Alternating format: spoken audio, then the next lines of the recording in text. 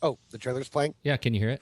Oh, no, Jack, get out of the car. No! I'm Russian. I enjoy cirrhosis. Oh!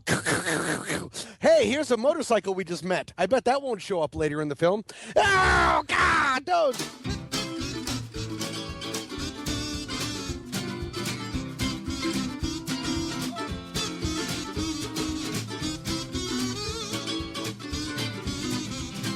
Welcome to the next reel, everybody. It's our special monthly film board. Usual gang of thugs is here. To my left, Steve Sarmento.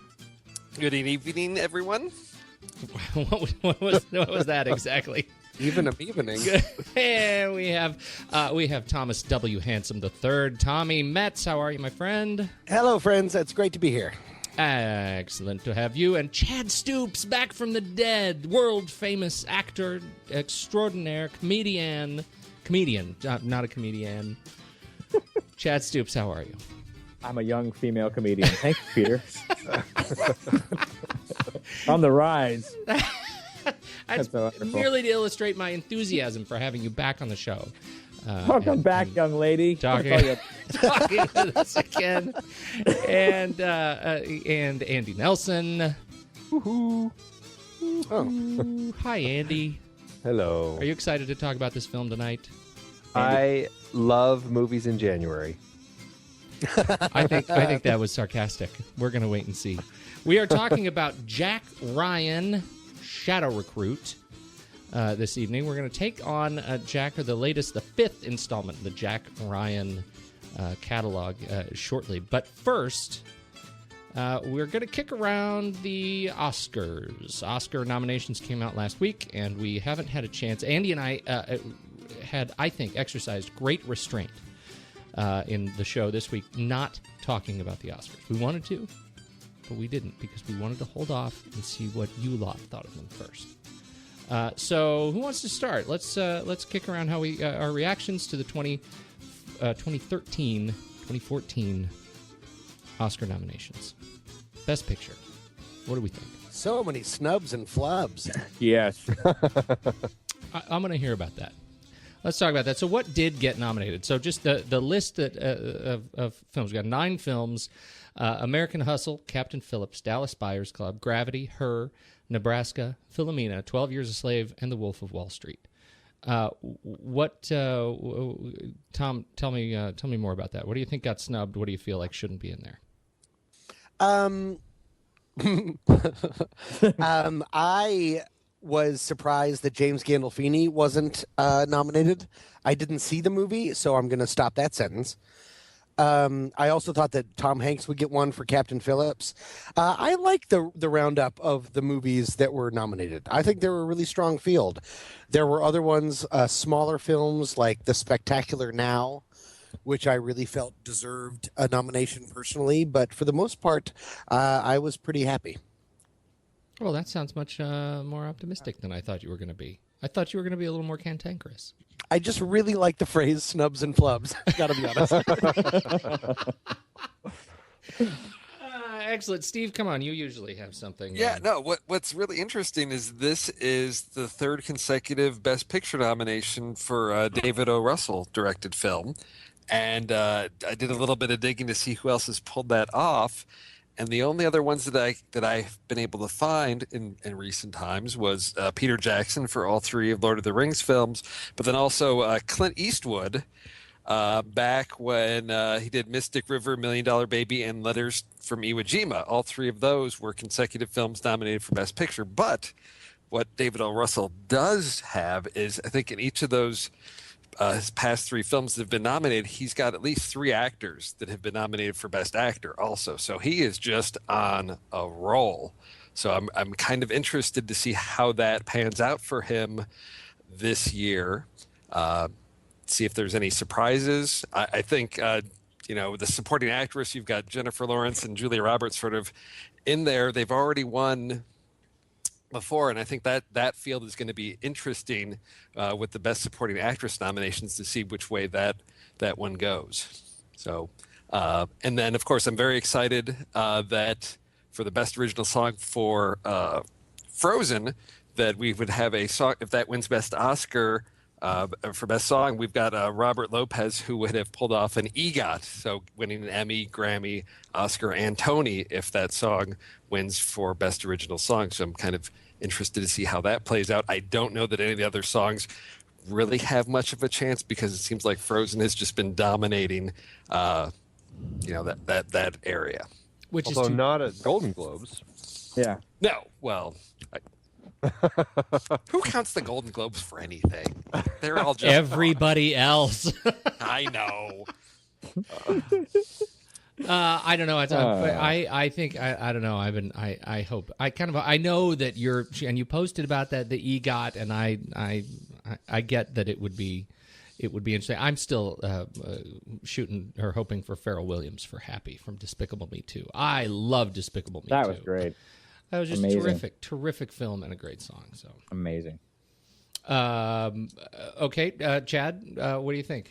How'd the I really loved Emma Thompson in Saving Mr. Banks. I thought she did a phenomenal job. She wasn't nominated. I thought for sure Robert Redford might get something in there, but I think that he mentioned it too at the Sundance that they just didn't. It wasn't. The marketing on that was really horrible, or something. He said it didn't surprise him, but that was a one-man performance that it should have been at least. It should have been up there. But again, I haven't seen every one of these movies, but 12 Years a Slave I think is great. I think like Tom was saying, I think the list is good. It's just I think. It would have been nice to see some of these other, and you're saying for Best Picture, not Best Actor or Actress yet, but, I seeing, and also I think it's really tough for me watching Jennifer Lawrence, watching her in these movies where I think she's just slightly too young to be playing these characters. She does a great job, but there's an age difference there that I think it doesn't quite fit her, although she does do an excellent job in it. I just feel like when I've watched her, I just feel like she's wearing an oversized jacket. Watching her play these roles that she's not old enough to play that role yet. It's not that she's with the years that she would need for us to believe that she is that person exactly. Okay, you're old enough to play. I wonder how much of that is because she's been in this these teen blockbusters. Yeah. I was sort of thinking that too, but now I'm, with Catching Fire, I'm sort of thinking, wow, seems too old for this role to me. That role, yeah. She is 16 years younger than Amy Adams and Christian Bale. Yeah. Oh, wow. 16. Yeah. 16 years, yeah. But from an actor's perspective, you think that Redford should have gotten a nomination? I think he should have gotten a nod. He should have gotten in there. You think so? You're saying he hasn't had enough? Yeah, he hasn't had enough. What's like Tom Hanks? Has he had enough? I don't know. He's always up there. He does a great job. He does solid work all the time. I think after a while, it's just hard to. You're probably just wanting to have another person in there because it's just not fair because he's just so good. But like Emma Thompson, I think she did. I don't know. Did you guys see? Did you guys see Saving Mr. Banks? Did you guys? I haven't seen that one yet. Yes. Yeah, that was. I absolutely agree that was a slight, in my view. Just for her, I just thought she was so dead on with that character and who she did. Every part of it, I totally bought. I thought she did a wonderful job. It's James Gandolfini. I haven't seen it either, but from what I've heard, that was an exceptionally amazing movie, and his performance, and maybe it's one of those things where he died, and so we should all give him an award because he was a great actor, anyway. But honestly, that's why I thought he would get the nomination, whether I'd seen the movie or not. The Oscars are so much of an apologist kind of award ceremony sometimes. Like we don't give Scorsese the award for Goodfellas, so we have to give it to him for The Departed, stuff like that. Mm-hmm. I always assumed that we would give him a nomination for that kind of reason. As far as a snub, I would think that Best Director for, don't have the proper noun, J.C. Shandor, going on along All Is Lost. The director of that, because as I understand it, the screenplay is about 35 to 40 pages long. Yeah, I'd heard it was Because even it's less than that. even less than that. So it kind of seems like by definition that is direction, like how strong that directing is. I would think that he would maybe owe something, would be owed something more than maybe, although I'm a big fan of Alexander Payne, his director nomination for Nebraska, I thought there were other people that were maybe better suited. Yeah, and I want to talk about Nebraska too. Andy and I had a conversation about that one. I think on this topic of All Is Lost, it's almost to me a bigger snub that it was only nominated for sound editing, which sound is particularly in that film, in a film where it's enormously important. But I think to all of your points, I think that's there's a lot missing when that's the only thing that film merits. Yeah. Let's talk about Nebraska a little bit. What do you think about, first of all, what do you think about Bruce Dern? Nobody thinks anything about Bruce Dern in Nebraska? I wish you were my grandfather. Oh, I love that man. Well, I haven't seen it, but going to Tom's point, I think this is is this that role where it's Bruce Dern has given I haven't seen it, but apparently a very solid performance. Is this going to be the last opportunity for him to be really recognized? So is the Oscar going to go to him, or looking at who else is in that field? That's one of those ones where it's tough for me to pick, because I could see that going to Bruce Dern, and not to discredit his performance here, but he's at that point in his career where sometimes that becomes a factor. Yeah, it's like it's practically the honorary.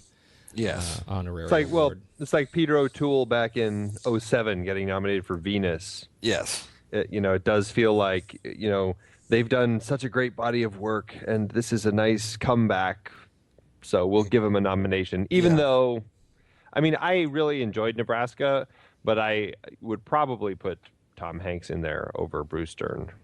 Right. Well, and what do we talk about with Will Forte? I think in terms of my enjoyment of that film, it was marked more by my genuine surprise in Will Forte's performance, more than my general expectation of Bruce Dern.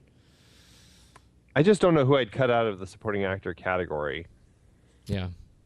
Maybe Barkhad Abdi, only because it's his only thing he's ever done, and Will Forte, I know at least that he's kind of changed in order to play that role. I think actually that makes supporting actor maybe one of the more interesting races. It always is. I think it. Yeah. It's always the best race, I feel. It really is, and this year is certainly no different. I'm on the record a huge fan of Jonah Hill, but I thought Jared Leto was no laughs. Don't laugh. That's not a laugh line. Who laughed? I thought Jared Leto. I thought Jonah Hill in Wolf of Wall Street was fantastic. He was fantastic. His teeth should have been nominated. Yes. Yes. Jared Leto, I thought was was terrific performance. Dallas Buyers Club, of course. Michael Fassbender is going to get nominated. Bradley Cooper is a nice nod, but Barkhad Abdi is I think it's an interesting adds an interesting element of complexity to the decision. Yeah. Your thoughts? Yeah. Go. I think a win. I think Barkhad will win. There we go. It's on the record. We have our first. Just because it is so odd. It's like watching the piano and the little who won for the piano? That little girl. Anna, what was her name? Paquin. Anna Paquin. Yeah, Anna. It was just like so bizarre. She won, and then again, it was she did an amazing job, and it was unique to what she did. It was very. I think same thing here. It's just it's such a category. He's so different from all the others. So different. And Jonah Hill's progressively been doing much, his work has, been, he has a great range. And as an actor, he shows it. He does a great job. And he's great at slipping in the comedy while he's also, maintaining the dramatic elements of a movie. He's great at having both of those at the same time. Watching Wolf of Wall Street, he was the laughing moments in those movies when they needed to have them. But I don't know. I hate to interrupt, but I think the thing to consider with Wolf of Wall Street is just sort of all the backlash against that movie that may go against that, and then so I think you have to account for that. So he may be deserving, he may not get it because of just sort of the tension around that film at this point. And I think Fassbender, I think he's one that I can see in a few more years him, best actor for something. I think that's coming down the road for him, and I think people may wait for that right role for him, that he's got that potential. So that's why I think it. And I count those two sort of out of the running, and so then, Bradley Cooper. I don't know, Jared Leto. Yeah, I think we're going to have sort of a, this one-time role. We'll see if this becomes a career, but we've got that unknown sort of in the running that I think may be a surprise that may end up winning. I think the thing that's going to be the most interesting thing about this Oscars, because Oscars loves sweeps. I was just going to say that. I'm so glad you mentioned that. It's true. I think that this Oscars is not going to be a sweep because it's a really, really strong field. I feel very strongly Jared Leto is going to win for Best Supporting Actor. I think for Best Actor, Chiwetel Ejiofor has it in the bag. It's going to be, but those two films, I think 12 Years a Slave is going to win Best Picture, but not Best Director. I think it's going to be across the board in a really exciting way. Yeah. I'm wondering if Jared Leto, I honestly don't know when the Oscar votes are in, but I'm wondering if his speech, the backlash for his speech at the Golden Globes, is affecting anything. What did he say at the Golden Globes?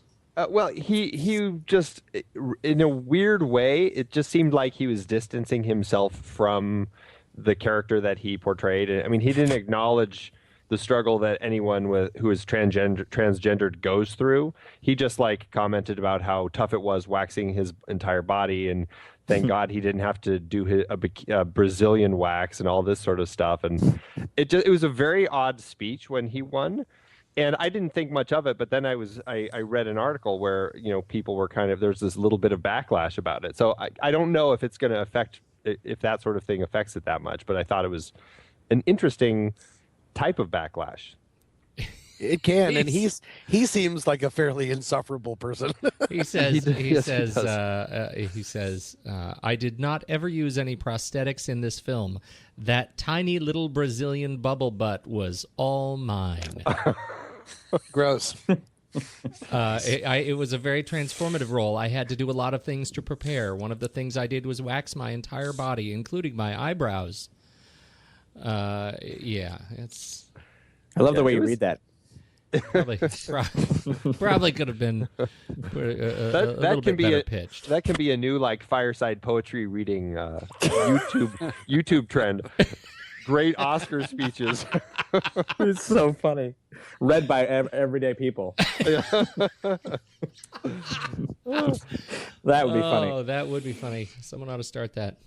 And then the other race that I'm sort of interested in, and because we've talked about Gravity, and just that the way that film is put together and how the role the camera work plays in that, and it's one of these ones because it is so cutting edge. Is that seen as more visual effects than cinematography?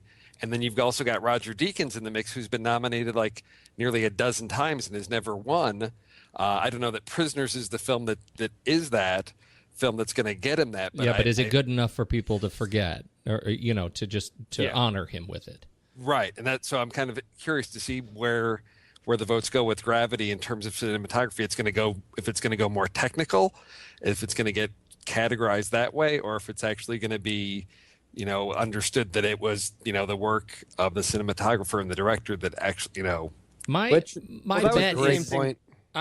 it's going to go technical. I don't think this is. If it went cinematography, it would be transformative, and I don't think the industry is there yet. It's the same. It would be like saying Andy Serkis gets an Oscar for for Apes or Gollum. Yeah. Well, but in another looking at Gravity, that the direction of that was an actor in itself. I mean, he truly it was unique in that way. You're right. If they notice it and if they actually grasp that as part of that, part of it, because it was such a secluded. It was kind of. I mean, it was an outer space version of Castaway in a weird way. It's just like, you got one person that does the whole work, but in another way, it's your the way that they made everyone feel, and that was, nothing short of the performances. But I'm saying that, directing that, the way that the direction was in that, there was not a moment where you weren't, you could have easily been, bored of outer space, because when you're watching the preview, you're like, okay, this is really exciting. How more can it go? But gosh, that's a huge directorial feat that they did. And you're right. If they don't notice it, that'll be like, oh, it's totally technical. Well, and I'm not saying that we're not going to notice it. I just am saying they're not ready for it. You know what I'm saying? I mean, as a cinematography award, and I think if there's going to be a sweep, likely Gravity could do it. Sound editing, sound mixing, visual effects. All of those were, in those fields were particularly transformative. Right. But well, don't forget that Life of Pi, which also is, I think we talked about this. I mean, we did. Very much visual effects. Won cinematography last year. Well, that's a great point. That's very a great good point. I think Gravity's going to get it. You think so? I think. Yep. I think it would be great. I mean, don't get me wrong. I'm rooting for it to get cinematography, but I'm not sold. I'm not. You've not convinced me. Would sell you, man. What do you mean? Let's talk about best adapted screenplay. We've got Before Midnight going up against Captain Phillips by Billy Ray, Philomena by Steve Coogan and Jeff Pope, 12 Years a Slave by John Ridley, and The Wolf of Wall Street, Terrence Winter. I apologize. Why is Before Midnight an adapted screenplay? Because it's a sequel. Sequel, yeah. So it's characters that were created in another work. Because that was the same thing that I said. I said, "What adapted? What? Oh yeah, That means it's adapted. Just because anytime a sequel is made, it's an adapted. Yes, because it's not wholly original material. The characters existed prior to that screenplay or something like that. Yeah. I need to say an aside because I was going to make a joke about Garfield 2, and A Tale of Two Kitties. A Tale of Two Kitties, and then I needed to I needed to sidetrack myself because did you guys get a chance to check out the Garfield 2? The Bill Murray AMA on Reddit last night? No. It was not yet. It was fantastic. It was fantastic. We'll put the link in the show notes over on the website Next Reel, and you should all go check it out. It was great. He answered he was absolutely perfect. Everything you want Bill Murray to be in your life, that's the guy. He was fantastic. And everybody wanted him to tell the story about, the supposed story where he goes up to some guy in Wendy's. Do you know this story? He goes up to some guy in Wendy's and he takes a French fry off his plate and eats it and looks at the guy and says, "No one's ever going to believe you." And then walks away. So it was like full of that kind of Bill Murray awesomeness. He was really fantastic. So, we'll put the link to the show notes in that. It was great. All right, we were talking after we get through Before Midnight. Best adapted screenplay. What do you think? 12 Years a Slave. Yeah, I think it's gonna. Yeah, I think it's 12 Years a Slave. Do you think the pressure is too much for Terrence Winter, and yes, it's not enough for Billy Ray and. No, I think it's going to be 12 Years a Slave for the perceived cultural impact alone. Are we talking about what we think will win or should win? Yeah, you're making well, okay. Are they different for you? Yeah, I think The Wolf of Wall Street should win. I think 12 Years a Slave will win. Why do you think Wolf of Wall Street should win? Because the way that he when Terrence Winter started writing the script, he realized that it started to feel kind of like a Martin Scorsese Goodfellas-ish kind of casino kind of film, and with Martin Scorsese's blessing, he wrote it as such. And I thought that the amount of set pieces, the amount of everything, the amount of dialogue, everything, the screenplay is just, I would think I've read it. It's just dizzyingly good for Wolf of Wall Street to be able to make us kind of care about these amount of people and to have so many laughs and so many, all this kind of stuff. I just thought it was amazing. 12 Years a Slave is a very, very, very good screenplay, but it's just simpler for me. It's kind of like how I believe that 12 Years a Slave, which again I loved very much, will win, and I think Gravity should win. Because one changed cinema. One was more difficult. Yeah, all right. I'll buy that. See, Fair I enough? buy that. You made your case. You may Okay. You may pass.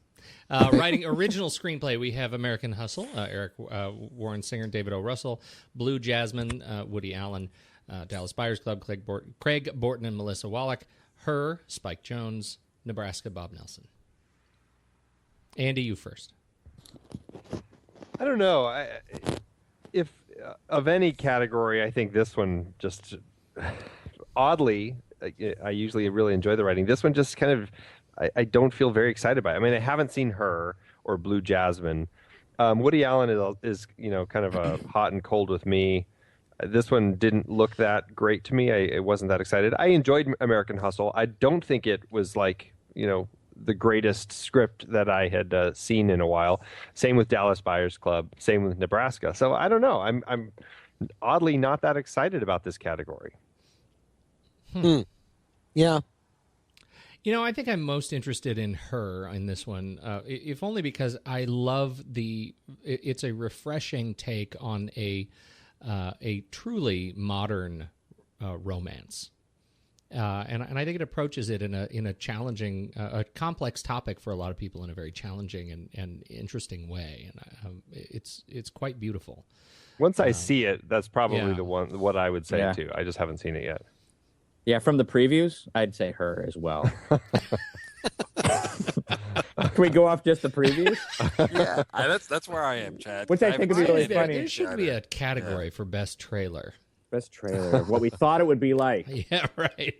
No, it's most misleading. I trailer. will say I was actually a little surprised that Inside Llewyn Davis didn't get nominated for original screenplay. I mean, it really got snubbed across the board in almost every category, which surprised me. I mean, it's not my favorite Coen Brothers film, like it seems to be for a lot of people, but I was at least expecting it to get an original screenplay nomination. Yes. I mean, if they'll nominate Burn After Reading, come on. Yeah. Yeah. Yes, agreed. Yeah. You don't have to be so mean sounding like that. It's just really hard.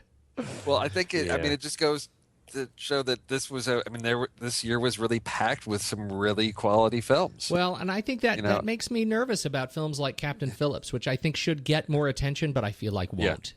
Yeah. Oh yeah. There was just near the end of the year there was a lot of films that I was and like I haven't gotten a chance to go see Walter Mitty. I was very excited about it, and there's just so much that sort of got just dumped into the end of the year that it just trying to catch up with everything is just going to be a huge task.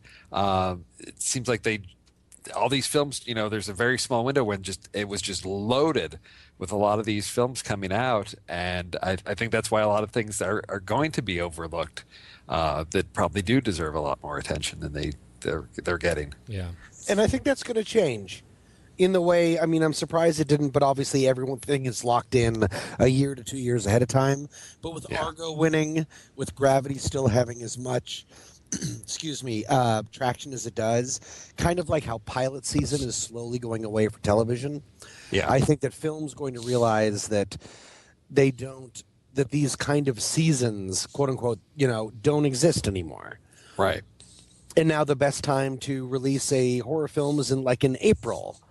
Like nothing, no one knows anything, and all the old rules don't work. And I think that'll be better, so we don't just have this huge glut of quality films waiting to get traction and then maybe going into wide release. I hope that happens. Oh yeah, well I think that started happening. You saw summer films when you have things like Iron Man 3 coming out in what, May or something like that, Right. where the Yeah. summer season started a lot. They started stretching that out a lot earlier, and now like this year we've got Captain America coming in April, so they've really sort of broadened that out because those films do need some of that breathing space because there's just so much competition, around holiday weekends, and I think hopefully we do start to see some more of that.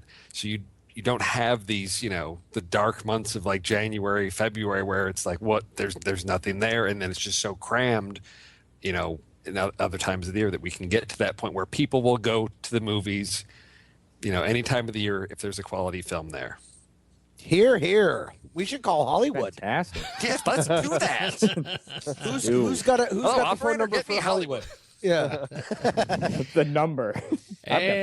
And on that note, I think we should do a subtle, delicate transition segue. Speaking of Oscar-worthy, right? Yes. To our film of the evening, the film board takes on Jack Ryan, Shadow Recruit. This is quarterback. I have a situation. Somebody tried to kill me.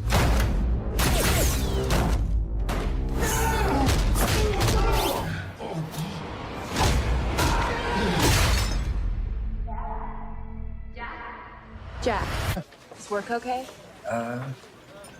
Yeah. You sold this as an office job. Why don't you sit down? Now talk me through your very scary scenario. Keep in mind, I don't have your PhD. Tokyo, London, the United States. It's gonna be a wipeout. We'll never see it coming. You're not just an analyst anymore. You're operational now. Victor Cherevin is unpredictable. You Americans like to think of yourselves as direct. Perhaps you are just rude. Perhaps you're just touchy. Jack, you got another problem. What are you doing here? You lied to me for 3 years. Somebody Come on, of course not. Can we have a minute, please? No. This is geopolitics, not couples therapy. Partnerships are delicate, Mr. Ryan. Sometimes they end violently. What the hell is going on here? Sometimes the ones closest to us are the ones we should trust the least. We all have our secrets. Jack Ryan, Shadow Recruit. Oh, goodness. Where do we start? At the end. Start at the end. Start on 9/11. It does. It in fact does starts. It really kicks off 9/11. The first, this is, it's a reboot of the franchise. Obviously, it's a reboot of the franchise. It is the first Jack Ryan property not to be based on a Tom Clancy book, and it is obviously the first to be played by Chris Pine. So at the risk of opening up a particular can of worms, Tom, tell us what you really think. Oh, I don't know what that creepy giggle was. I honestly, this one was a tough one for me because I generally go through my life never trying to use the word meh, M-E-H, because I feel like the kind of people that say meh a lot are the same kind of people that are like, it's not the best film that I've ever seen, but it's not the worst film I've ever seen. Like, I feel like I should have a real critique on it. And I came out of this film and kind of went, meh. I don't know. Like, it was diverting enough. I enjoyed parts of it. And as soon as it was over, I had trouble remembering almost any set piece or any action piece. If you're going to do a reboot, I would think it needs to have the responsibility to be much, much stronger than this, especially in the world of Bourne and with the reboot of James Bond. I just found it almost immediately forgettable. Sorry. Kind of grinchy. I apologize. No. I'm very excited to see where this goes. Steve? Well, it's interesting that Tom brings up James Bond because I really think that's what this felt like. Is it's Paramount trying to launch like an American James Bond franchise because it going back to those set pieces. I think they're not memorable because they're just sort of shoehorned in there. I went back and watched Hunt for Red October, which I was just completely caught off guard by the fact that movie was PG. Is I'm like, okay, so there was no, there's not a lot of violence, swearing, any of those things that it's going to get at the PG-13 or R. It was just a really straightforward, dialogue and character driven, suspenseful film. And I thought that's what launched this whole piece. Then, Harrison Ford came on board, took it in an action direction. And now it's become, trying to be something else. I'm like, get back to the roots of what this character is really about and give us that, something different. Because as I sat down to watch this, the questions I wanted to have answered were, is this bringing anything new to the genre? Why is this film even necessary? And those, that's what I was waiting to see. And well, we'll find out what my thoughts were as our discussion develops. Why teed up with why is this film even necessary? Chad, where can you take it from there? You guys are missing the point. That's why. It's not an action movie. It's a date movie. Okay, the whole movie is not about Jack Ryan. It's about Jack Ryan and his girlfriend. That's what this movie was about. Fiance. On the side, fiance. Get it straight. I'm sorry, because we don't really. But the thing is like when you're watching after the movie, I thought, what's really weird is this movie is actually really more about him and his fiance, but the rest of it is really his job in the background that's kind of getting in the way. And then, if you see it like that, you're like, wow, this is a really exciting date movie. That's what you got to see, because if you see it the other way around, which I was at first watching it, I was like, gosh, this is not really an action movie. I don't buy, and like when you said a James Bond movie, it's kind of interesting because I don't see that being a James Bond movie. I don't see him even trying to make it a James Bond movie. He's not even a character. I don't see him as somebody I'd want to even see again as Jack Ryan. Like, I wouldn't want to watch again and see Jack Ryan. I mean, I see all these characters, but I don't see like one character, Jack Ryan, being the hero of that film at all. It just seemed like a bunch of people getting together to do some stunts, and then there was a date movie along with it. So I didn't. I like that. I didn't really see it like that, but I think that's why it really didn't. Yeah, you're right. I mean, I think it lacked a lot. I wanted it to be more. I think it was very basic in a lot of sense, and very, there wasn't a lot. It was almost like this was the very first action movie ever made. I could see that being exciting. This was the first action movie. Wow, it was an all glass This is really exciting by comparison to a very low standard. Jake Ryan, first recruit. Andy, where do you stand? I mean, yeah, I think I think you just kind of said the same, meh. Well, okay, I came out of this, and I think I was right along there with Tommy, feeling okay. It entertained me for the time I was there. But it also felt very bland. It felt very much just kind of just this milquetoast, standard issue action film that just has to come out every few months or so. It's funny. I was reading or listening to an interview with Kenneth Branagh, who was talking about how he really wanted to make this tightly driven, character-led thriller. And I feel like they kind of missed the boat on all those counts. I just don't feel like it was that tight. I don't think that it's really enough time spent with characters to make them interesting to me. And I didn't find it overly thrilling, except for one particular action sequence that I did enjoy. But for the most part, it just all felt like stuff I had seen before, and it was nothing surprising. And weirdly enough, watching the trailer for this, I felt like there was going to be a big twist. And that twist never came. It just kind of all played out exactly as I guess I expected. And I was like, oh, okay, that's what they did with it. All right, then.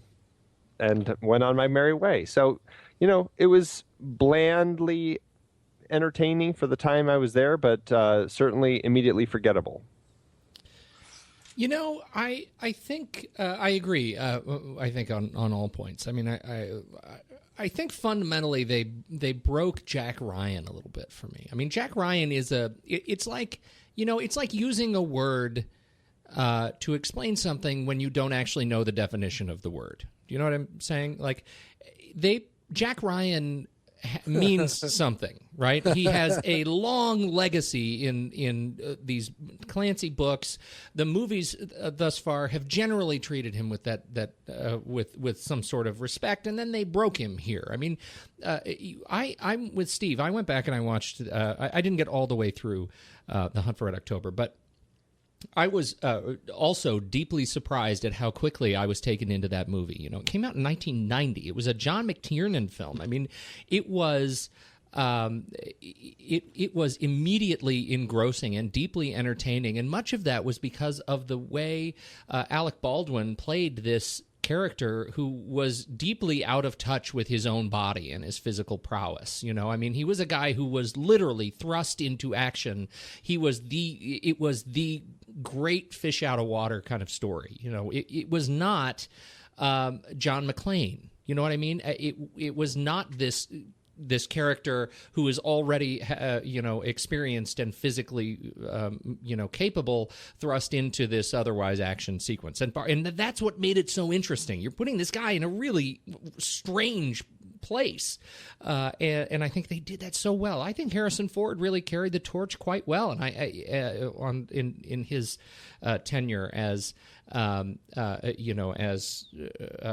Jack Ryan. Ben Affleck, I found sort of, it wasn't one of my favorite movies, but I think he even sort of captured that sort of physical clumsiness in the story. And here we have Chris Pine, who is a physically capable actor, and they play him as really physically capable and strong, and the way he drives that motorcycle he's a stunt driver on this motorcycle. That chase is just it takes me right out of the movie and out of the character. I really found that they treated the character of Jack Ryan. I really wanted to believe in this.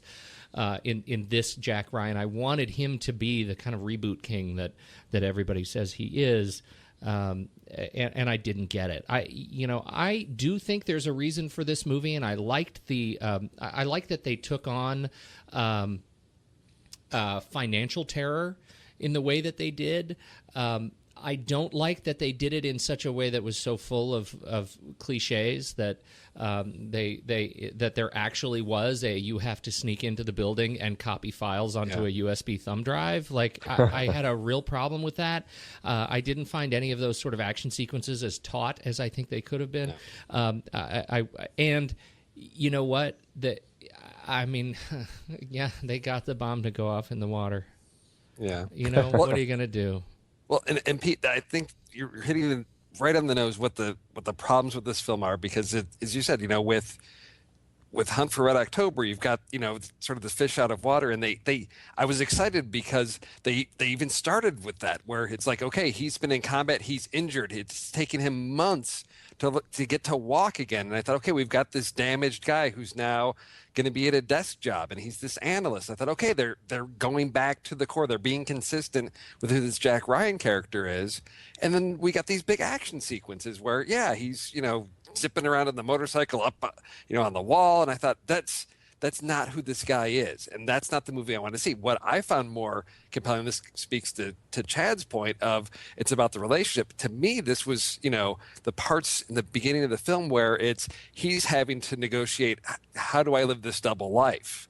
How do I not get caught? How do I keep my relationship going while being deceitful, and even everybody he works with doesn't know what he's really doing, because his where he's talking with his boss and he's like, look, you what are you doing here? He's like, well, this is what I do. He's like, but in that much detail, we don't pay you to go that in depth. And he's trying to balance that, and that I found an interesting aspect of the character. And at that point, I was thinking, oh, okay, David Koepp did some writing on this. I'm like, okay, we're almost approaching this like a superhero origin story. Like, this guy's got to figure out how he's going to balance these two lives, and how he's going to be the guy that fights for truth, justice, in the American way, but still has to be this ordinary guy.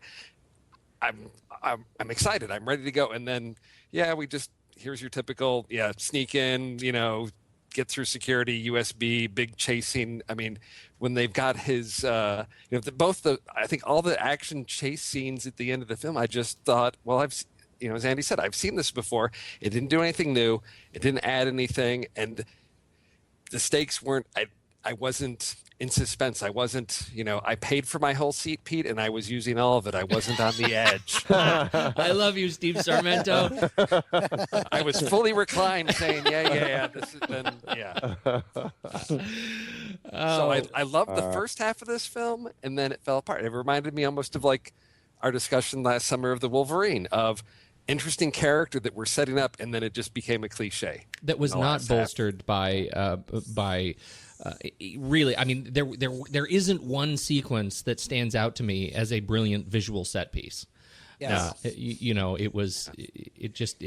wasn't novel in really, apart from what I think they tried to do, and I think this may get to some of the challenge of the story. Trying to go for this financial terror bit may have been a bridge too far when our expectations are, at the end there should be a missile launched. If this is going to be a Russia-America story, which again, need we all board the good ship Trite? I'm sort of done with that. But if they're going to go on this financial terror bender, did they face a challenge in which they could not successfully raise the stakes high enough? That was it. I think you nailed it. They couldn't. They couldn't complete what they thought that they were going to do with it because the stakes weren't high enough. The stakes, I mean, and that's, I think, where you're watching, things that, I mean, it's like when you're dealing a hand, you're not going to show everybody what your hand is right away. But I mean, like the things that they had going for them is like, okay, we're going to try to manipulate Kenneth Branagh's character. What was his name in the movie? It was whatever his name was. Russian McRussiany. McRussiany in the movie. He's, we're kind of going to manipulate him. We're going to use my wife. Oh, that's cool. Okay, so his wife is in on it, and it's just they kept exposing their hand too quick, and you're like, oh, well, that's it, that's all. And it really was. And so you're sitting there with, oh, this is it. And so you're sitting there with Jack Ryan in the building, in the office made of only glass. It's like glass office. And it's like, how did he even hide from the girl? There's no place for him to hide anywhere. And then for him to escape didn't make any sense. And you're watching him. I'm just going to duck. I'm going to kneel down. I'm going to become the carpet. Oh, it's just carpet. What is he going to do? The transformation between you're not an analyst anymore, Jack, you're operational. I thought that was, it was one of those things. What about the dog? What happened to the dog? The dog's there, and they leave their dog. Yeah, it became soup. He would be happy to find his way home. That's right. What did he say? Something. The owners will be happy to find him tomorrow. Yeah, it's so silly. I think I heard that the dog is getting his own reboot, if that helps. What do we think? Generally, what do we think of Chris Pine's Jack Ryan? I already kind of lamented my sadness at how they broke him. What do you think? Well, I think that, I can't blame much on Chris Pine because, I like him as Captain Kirk. I think he can be great in the role when it's written right. And I think what everyone here has been saying is that if this script kind of delivered on the promise that it started setting up at the start, it could have been the Jack Ryan movie that we were hoping for. It could have been that reboot that really had an interesting story, and it just wasn't that. And I think Chris could have carried that. I enjoyed watching him, and like at the end of the movie when he goes in to meet the president and that line, can you ever wipe that Boy Scout, off your face? I like that look on Chris's face, and it seems like he does have that eagerness that, to start something like this. And I feel like he could have been a good Jack Ryan if they actually wrote a script that was worth it. You know what I thought one of the most compelling sequences in the film when he was thinking on the plane when his wife, his fiance was like watching, and he was like trying to triangulate all these different vectors. He was like, no, you on your computer, you Google search that, and then you go to Bing and do that, and like he was like ordering them on where to search and what to look for. I thought that was actually a really great example of, for me, what you're getting to, which is absolutely Chris Pine carrying the intellectual side of Jack Ryan in a way that I was pleased to see. Exactly, and that scene was it was far too rushed. I wanted more of that. I wanted less motorcycle car chase. I wanted more of, to slightly get into spoiler territory when the evil Russian has his fiancée, and he's like, I need you to bring me the thing you've stolen. I thought, okay, let's not go into a car chase. This is I'm not a man of action. I'm a guy who's going to analyze this and think, okay, where might he take her? What other information do we have? And that's how I wanted that resolved, not just, I'm going to grab a pipe and smash the windshield of the vehicle, which to me was, he's just told you he's put a light bulb in your fiance's mouth, and if it breaks, it's going to wreak havoc on her lungs and everything. So let me just abruptly stop that vehicle by smashing in the windshield. I thought that's ridiculous. It became this caricature, which when I saw him then become the analyst to figure out where this act of terror was going to occur, I thought, you have that scene, you needed more of that. That's what we all came to see. And that's a scene that seems very rare. I was so surprised how long that scene went on. And I thought it was thrilling. Yeah. I mean, you don't usually see the nuts and bolts of just sort of figuring things out in a movie like this. I maybe would have even liked it if it wasn't in a high car chase kind of a situation, like you were saying, of just let's see the nuts and bolts of what analysts really do and what the CIA really does. Yeah. There's very little running, as I understand it. Yeah. Yeah. What do we think of? Let's talk about the handler. The handler role is usually, in Hunt for Red October, we had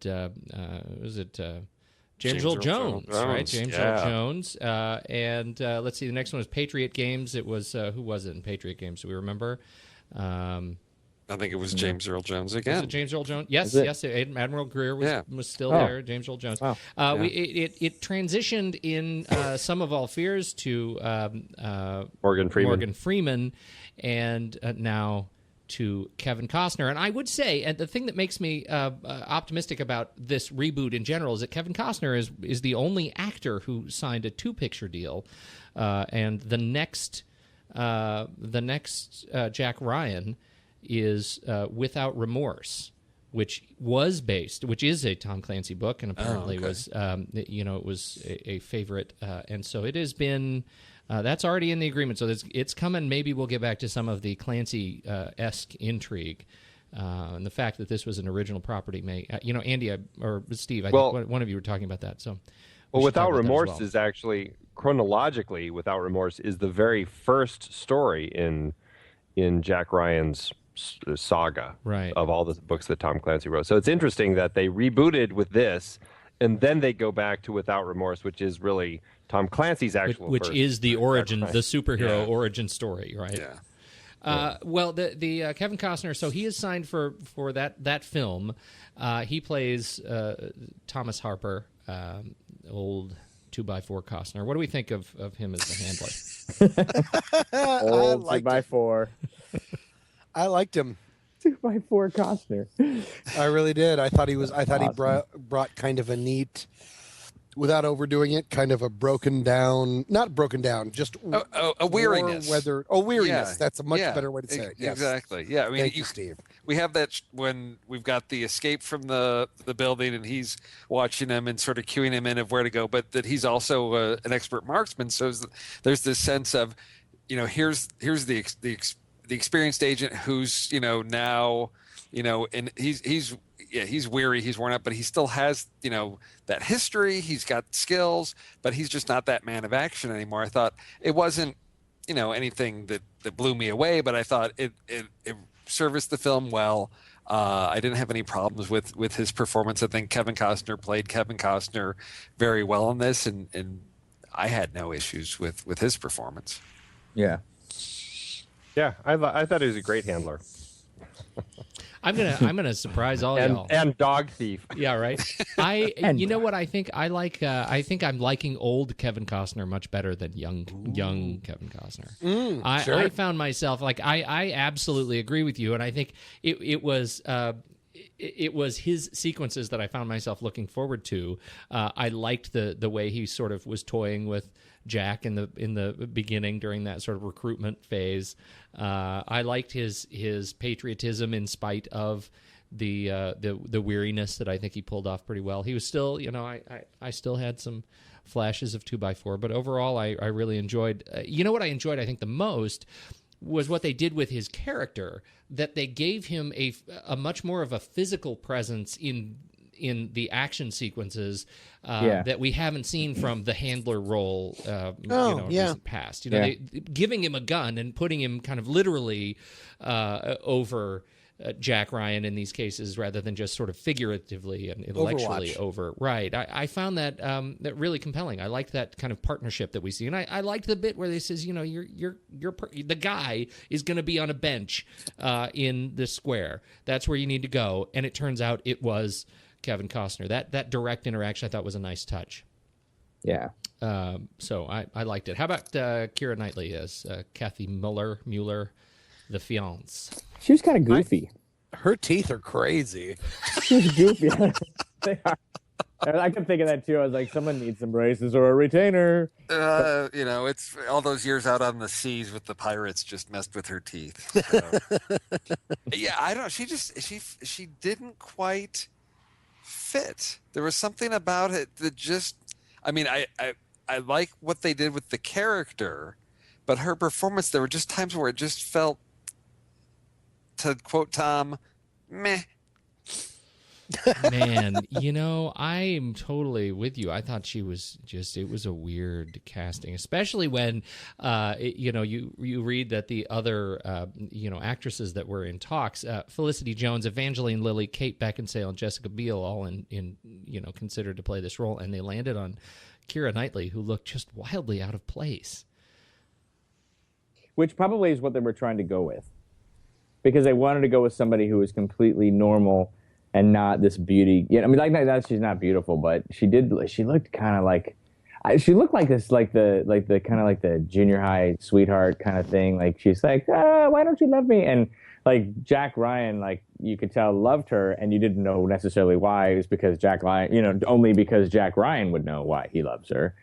And right, I like that. Yeah, that's right. You're right. Like, well, that makes sense. It's kind of like how love is, maybe we don't all love her, but Jack Ryan sees something in her. I don't know what it is, but well, that's funny though. It's funny you should say that, because I find find her appealing in other films, and I think your comments on her teeth, I think that her American accent, like her mouth got in the way of her accent. Yes. It was just like clumsy, and it was hard to watch her try to move her lips all over the place to make it sound American. Oh, that's true. and why give her an American accent? Right? Why can't she just be her? That all seems clunky and more difficult than it needs to be for me. Right, and it would have even made sense because when we first meet Jack Ryan in the film, he's in London. So I mean, yes, when he gets injured, it's later on when he meets her, but it would have been a nice connection back to what was the impetus for him to go into the Marines. Was he was in London, saw 9/11, decides to join the military. That connection would have made sense for the character. It would not have been anything that really even needed to be explained. Instead, we've got an awkward, accent. I think that was it. If anything, it's to quote unquote remain true to the original story. Yeah. I mean, I would say is the only reason that it would make sense. Right. Well, but is that still? Yeah. With the let's quote unquote thing. Yeah, right. With the liberties they already have taken with the character, is that really what we're caring about? Exactly. How about Kenneth Branagh playing the double role of director and Victor Cherevin? Well, I do want to say, this is when we first meet a villain, we know he's an evil genius if they're listening to opera. He's not just a brute. He's got culture because he's listening to the opera. And, So he, now and he's we got know. Yeah. a portrait of the Waterloo up on his wall, too. Yes. So he's not an insane, it's not just a killer. portrait of the Waterloo. It's a giant portrait of the Waterloo the size of the building. Yes. Don't miss this, audience. We want you to note this. How'd he do? What was he being injected with? No, Yeah. They were drawing blood, I think, or it was something. No, they bring up his cirrhosis. What's going on with his He was being cirrhosis. injected with cirrhosis. Yeah.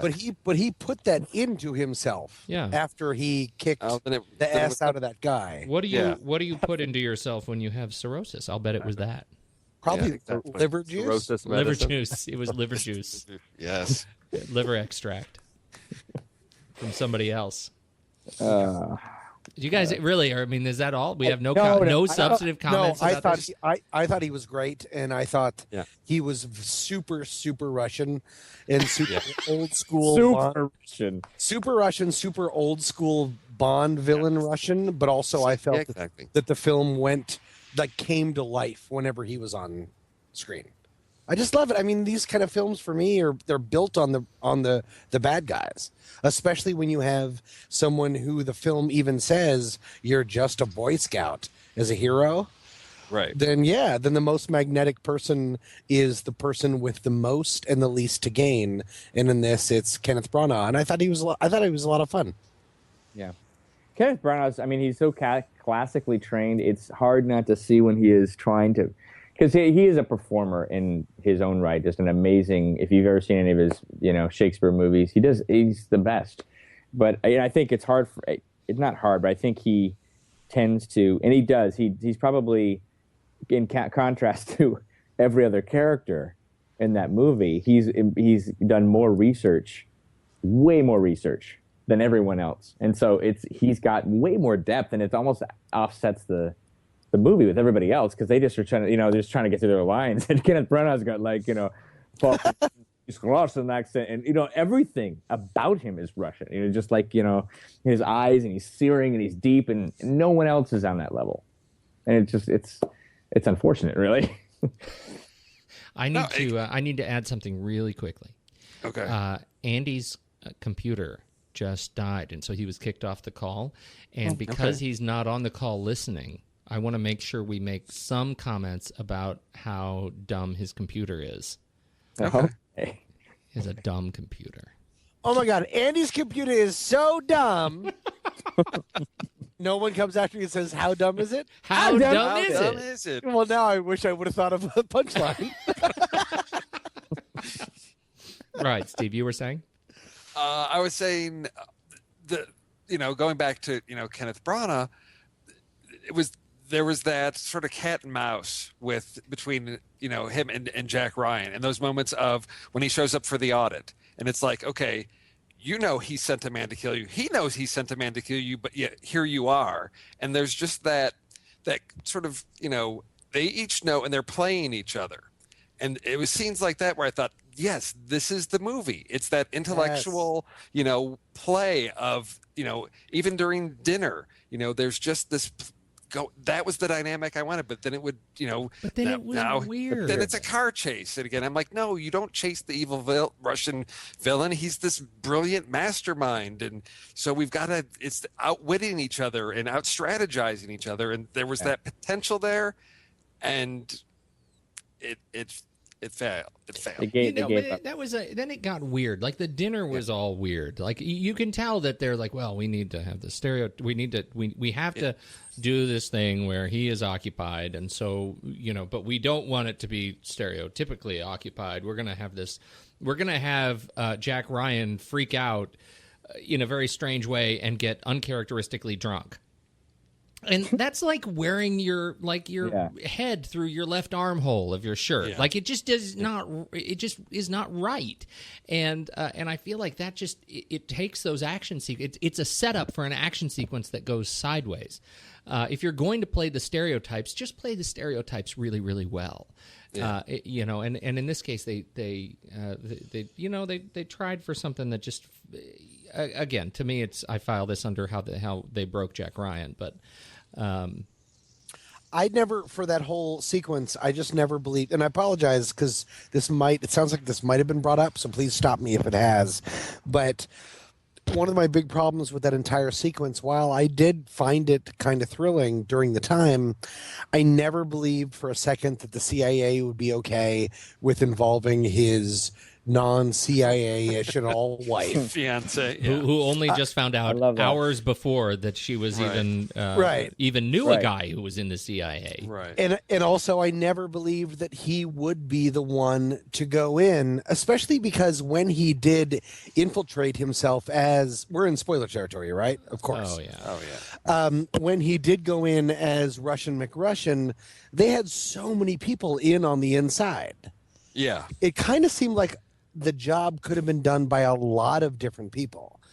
That the machinations of the screenplay of making it, okay, yes, we have to involve your wife or fiance, I'm sorry, and yes, you have to be the one to go into the building even though you have no field experience, whatever. That always kept sort of bothering me. I just didn't buy it.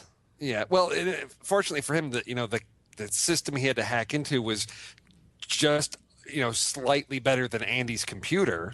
So it was just, easy for him to just, bang away on the keyboard really, really fast. And I thought, how convenient that he's on his laptop that, is in English, but it's going to interface with the Russian system. So all the commands are in English and that he could just no problem hack into the Russian piece. And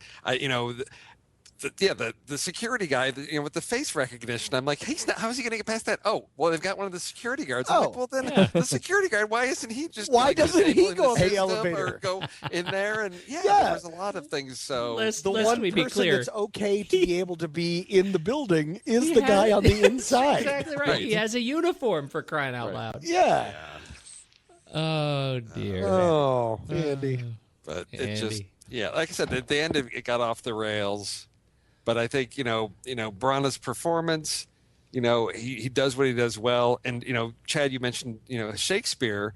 And that was something I was thinking about as watching this in terms of when he's directing films as well.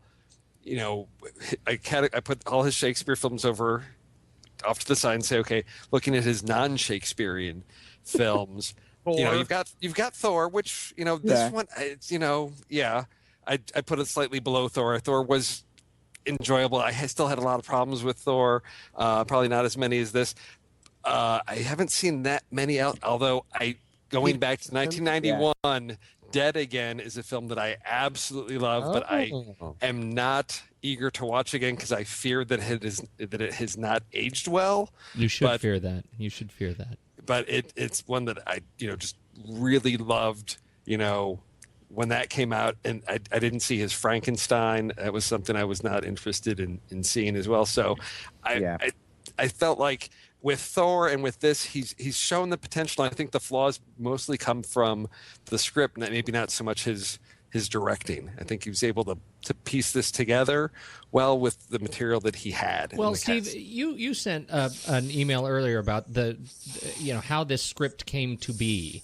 We've already alluded to the fact that this was not based on a Clancy book, and I contend that that is a fundamental flaw in the film, that they missed one of the great brains of this kind of complex intrigue by creating an original property. Do you want to share a little bit about what you dug up? Oh yeah, this was look, if you just go into your little trivia section on IMDb for this film, you see that so you dug really hard. You're a full-on prism here to find this. I scrolled down and clicked on the thing. Yeah. So who has time for Wikipedia? Yeah, I know. The original screenplay was written was entitled Dubai, and it was intended to be an action film starring Eric Bana. But then Paramount asked him to rewrite it and to change the lead character to Jack Ryan. So, which I think, that's something that I'm sort of torn because I'm kind of interested if they didn't have to squeeze the character into this Jack Ryan, would there have been maybe something more interesting? But I think that's probably where a lot of those action scenes came from, was perhaps that original script. And it became this, it wasn't a strong enough film to live on its own. Well, let's use it to launch this Jack Ryan franchise. And I think some of those pieces may be those things, Pete, that we have so many issues with because it's sort of the remnants of that original screenplay. And that happens so much more than we know.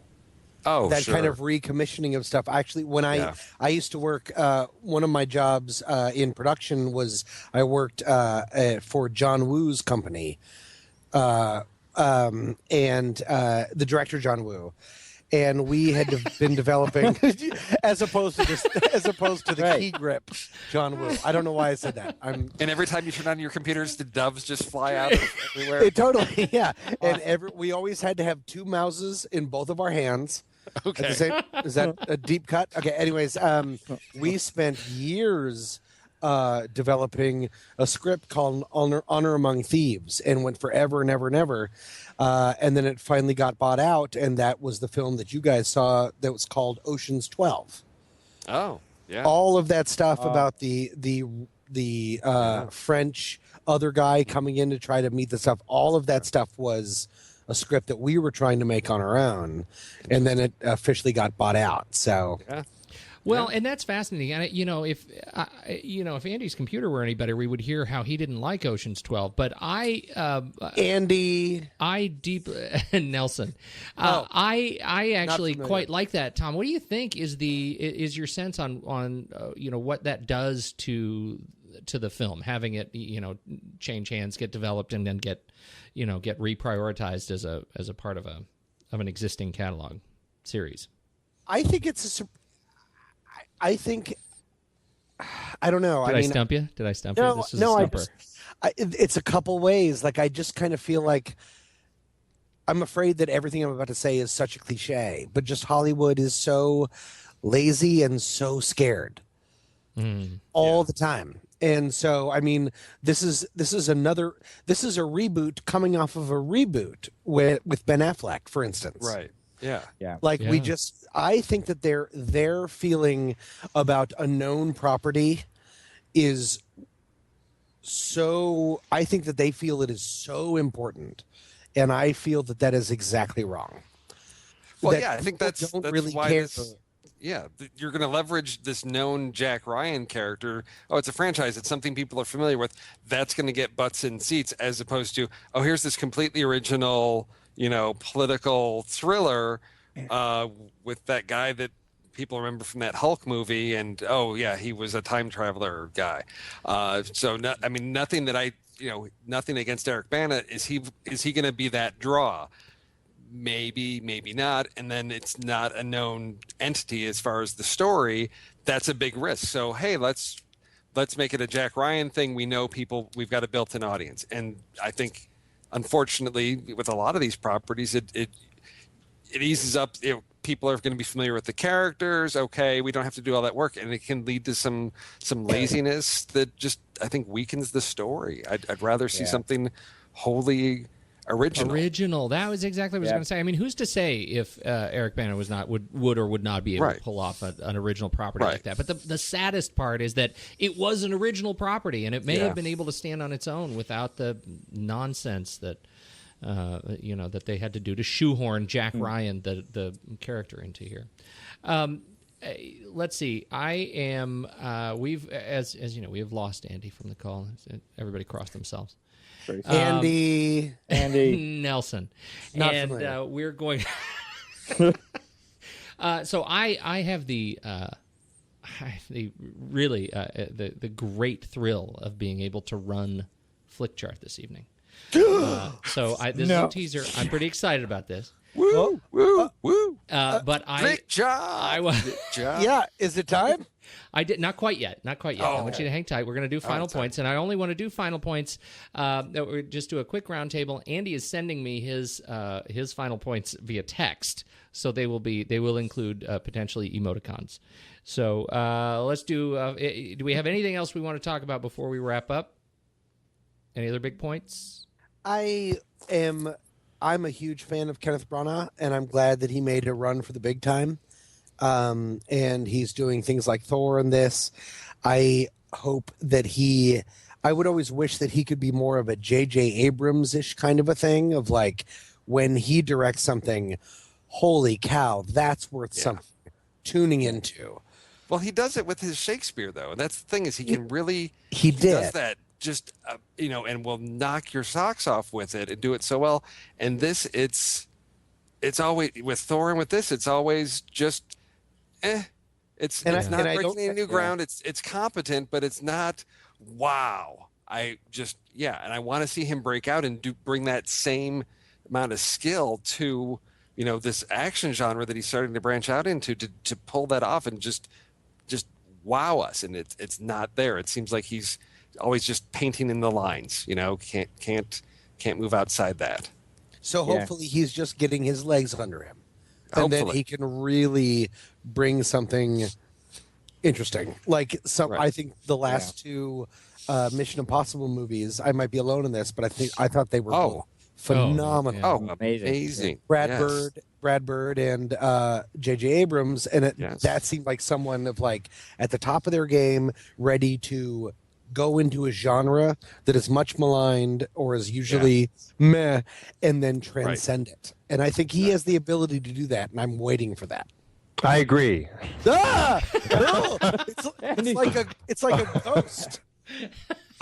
Yeah. Has Andy been behind me the whole time? The whole time. Andy, I'm so glad you're back. We're just doing our final thoughts, and I haven't said anything about yours that you texted me, and so you can do them yourself. Okay. Oh, thank you. Since I you missed like 20 minutes. So.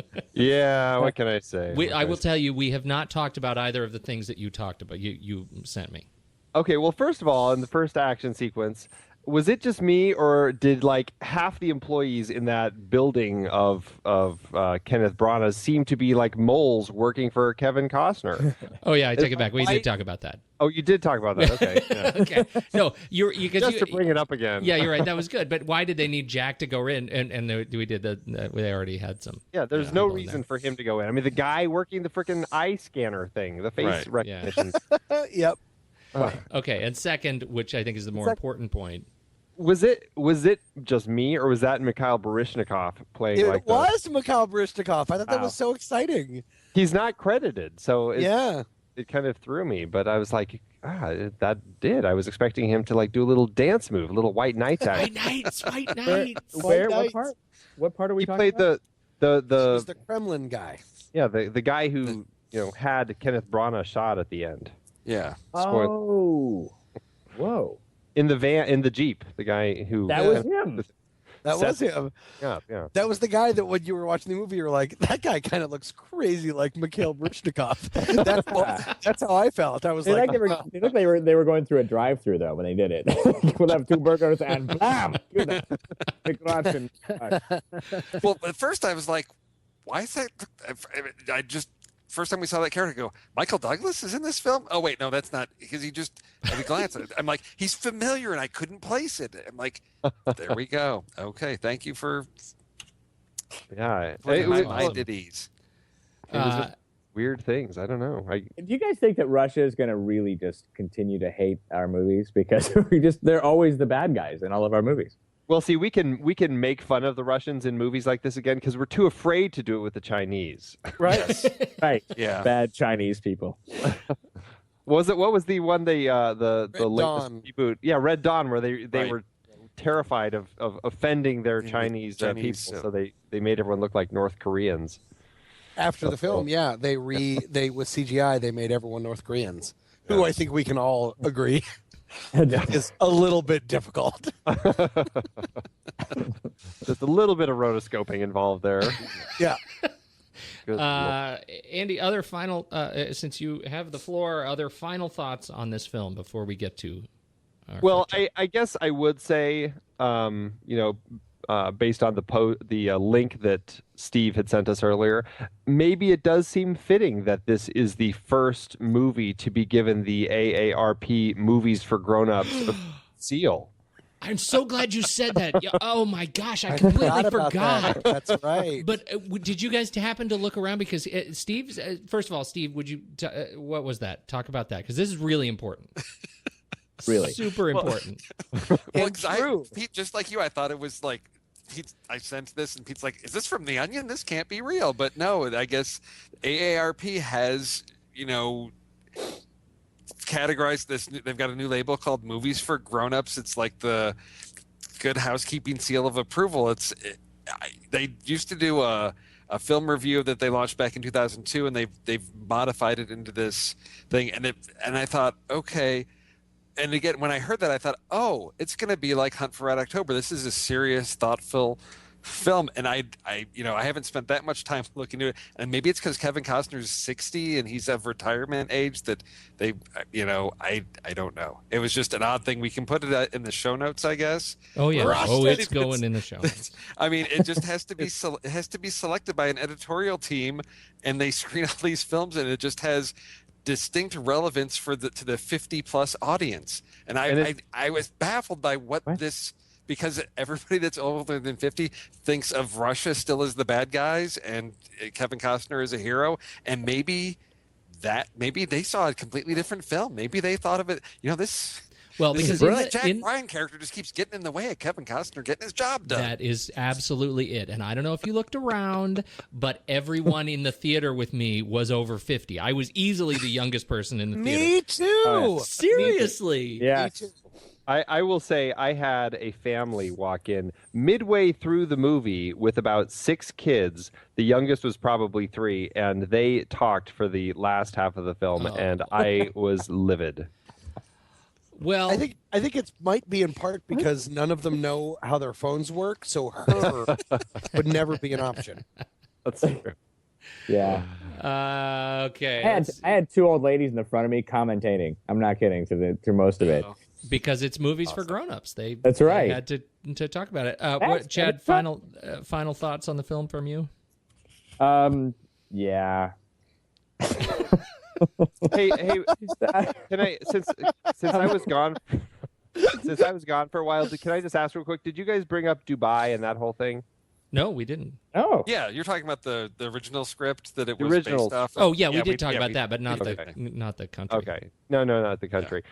But just sorry, Chad, not to interrupt, but before I want to finish my final thoughts, I have to say there was one note where apparently one of the scenes that the studio had requested Kenneth Branagh cut because they were trying to make budget cuts was the first quote unquote action scene, which is the Afghanistan scene, which I guess is kind of a little bit of a character background sort of thing. They felt like it wasn't necessary. And I have to say, one of my biggest problems with the film, I think, is just the studio clearly was looking at things incorrectly through the whole course of the film. If they're going after, let's cut this character action scene because you just clearly don't need it and you can save money there.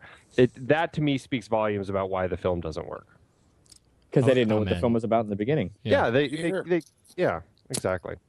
And we still don't know what the movie's about. So. No, right. It's okay. I think, Pete, you said something that for some reason stuck out a lot to me, and for some reason it makes so much, it kind of encapsulates this entire thing that we're talking about. Is seeing him get on that motorcycle was so awkward to me. It was like watching a guy on stilts. It was like watching a guy do something he's not supposed to be doing, and they're having him do stunt work on it. Like, wow, he's riding up the side of a wall. What else can he do that we don't know about? He rode a wall. And when I watched that and I thought about that, I was convinced. Like at that point too, I was like, this movie doesn't fit. It's a square hole in a round peg. It doesn't fit itself. What it's trying to say doesn't say. It doesn't read at all.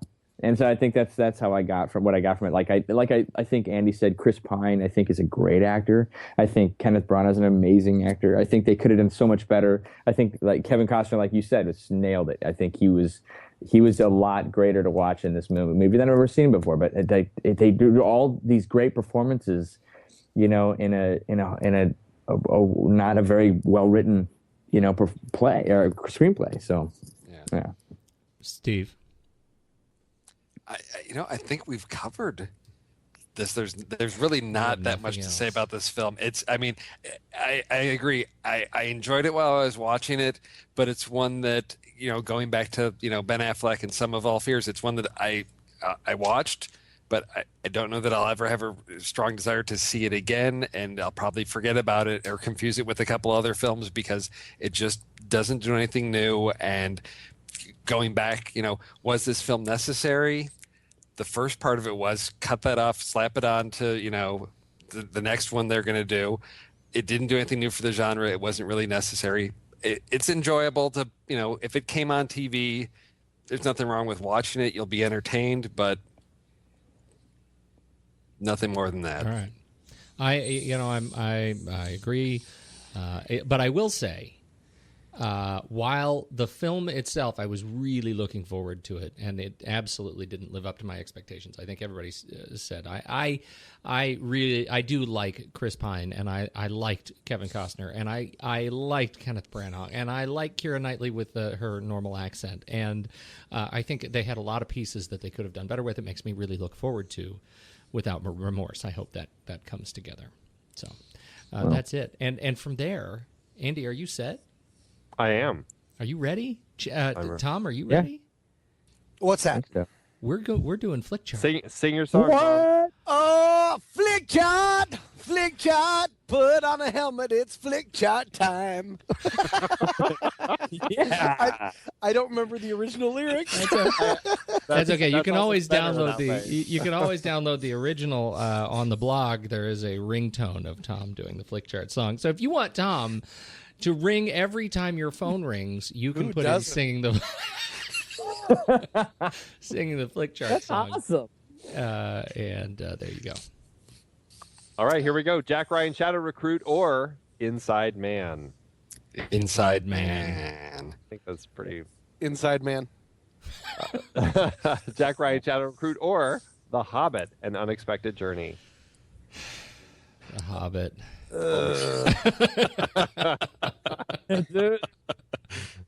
Which Hobbit was that? The first That's one? Or the first. That's the first one with all the dishes and singing. And... Oh, then this movie, Jack Ryan, Shadow Monster. Jake. I'll Jake still do The Ryan. Hobbit because, come on, just for the scene where he's with Gollum and he finds the ring. Yeah, Oh, no, I it's love the that scene. Hobbit. Yeah, You're it's right. the I Hobbit. love that scene. It's a lot more effort in The Hobbit, right? Yes. Even though it's Yes. like, All right, Jack Ryan or You're Next, Pete's favorite movie of all time. Oh, crap. Oh, you got to it's say it totally is You're Next. Jake Ryan, Shadow Really? Monster.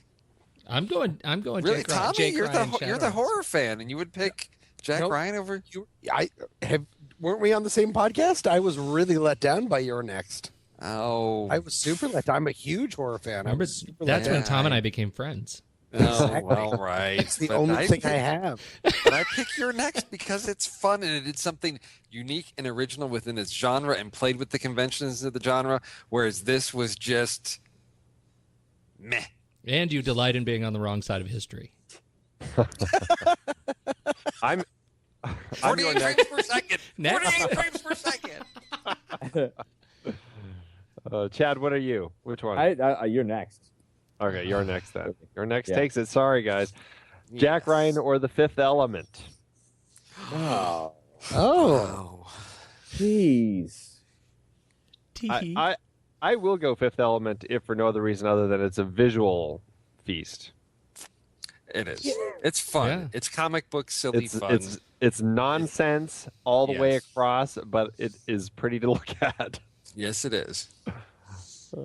I'm I Fifth have Element to too. go with. I'm Yes, gonna go. it's Fifth Element. I'm gonna go with Jake Reinhold. Shadows. Black. What was it called? Shadow Intellect. Jake Reinhold, Cookie Monster. I guess Fifth Element for me. Yeah. I'm sorry, was I still voting? Well, yes, we already three. Oh, okay. Close. Jack Ryan or Marty? 1955 Best Picture winner. I never saw Marty.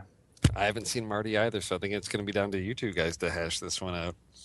I'll go Jack Ryan because it's at least there. Oh, thank God. Some entertaining. Oh, Whoa! my God. Pete was afraid Artsy Andy was going to rear up. I thought Andy was going to ruin our relationship again. I'm not going to fight over Marty.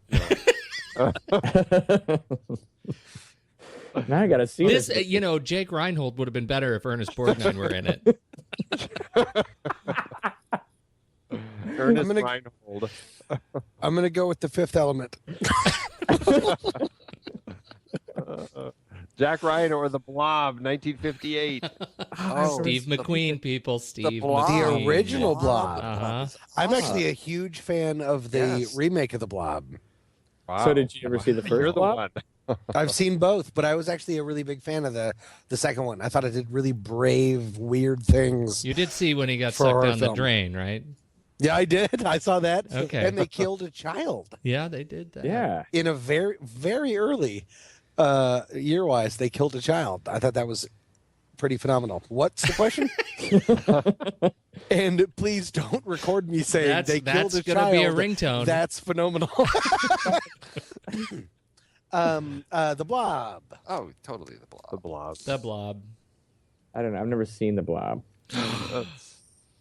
Have you seen The Stuff? Oh, there you go. Oh, Ice cream that eats you from the inside. Yeah. Times. I got 2 movies I got to watch this weekend: The Stuff and The Blob. Anything else? Day of the Locust. Yeah, I don't know. Marty. Speaking of children being killed, yeah. That's Oh. right. All right, Jack Ryan or Strange Days. Ugh. Oh, You can already tell where Jack Ryan's falling to. I love the trailer of Strange That's Days. exactly. I know. Yeah, You it's can't, Didn't yeah. like the movie that And the much. opening 10 minutes is great too. But Yes. that's- well, the rest of it is not worth. Yeah. anything. Totally pick Jack Ryan over that. Oh yeah, Yep. Jack Ryan. Yeah, Jack Ryan. All right, number 126 out of 131. Only Strange Days, Marty, Now You See Me, Scoop, and Rush fall below Jack Ryan. That feels about right. Wow. Oh. That actually seems harsh. Even though I talked a bunch of S about that film, that seems kind of harsh. Okay. It does feel hurtful, but you got to remember we've got 125 really great movies Yeah. after it. Like And what? hey, guys, it's Flick. Like what? Like what? Yeah. Well, we've always talked about that. There's some re-ranking because there's Well, things there is like some re-ranking, but there the, are a the lot. whole This is, Oz the Great and whatever. Yeah, no, Yeah, that's Oz all is right. out of place. That That's did out go of place. blow? That's out of place. Yeah, No, yeah. that needed to Yeah, fall with a these are bullet. redos, so. But it is hard. We can deal with that every week, right? There are just there are Yes. too many movies. There are They just need to many slow good down. ones. Well, I'm just surprised because you guys have done other ones that I'm surprised it didn't fall below. Yeah, I We think tried that's- our hardest. Yeah. It's coming up. So that's where we are. This is January. This is what January doth bring, and right. and so here's hoping that February doth bringeth somethingeth more entertaining. And so hey, I think that's it. Do we have any other news to report? Are we done? This has been an epic show. I think Yeah. that is it. All right, everybody. Hey, Chad Stoops, thank you, sir. Thank you, guys. Thank you for having me back. Tom Metz, thank back. you, sir. Always a pleasure. Thank you, Chad, for coming back. you. Steve Sarmento, lovely and talented evening. as always. Thank you. And Andy Nelson, my friend, I will see you next week. On the If next his computer's working. yeah, roll the dice every week. And I'm Pete Wright. Thanks, everybody, for listening to this epic, largely, I think, out of step with how good this movie was, long show. Thanks for listening, and we will see you next time on the next reel.